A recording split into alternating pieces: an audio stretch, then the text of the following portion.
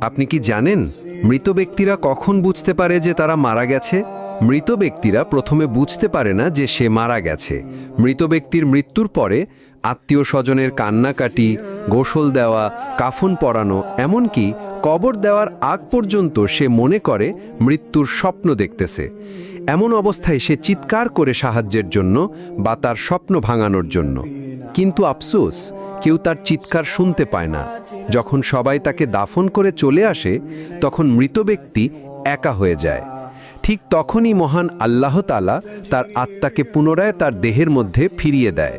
প্রথমে মৃত ব্যক্তি এটি ভেবে নেয় যে হয়তো তার খারাপ স্বপ্ন শেষ হয়ে গেছে এবং সে ঘুম থেকে জেগে উঠেছে। তাই সে আল্লাহর কাছে কৃতজ্ঞতা প্রকাশ করে। এরপর সে তার শরীর স্পর্শ করতে থাকে, যা কিনা সবেমাত্র দাফন করা হয়েছে। তখন সে বলতে থাকে, আমার শার্ট কোথায়, আমার প্যান্ট কোথায়?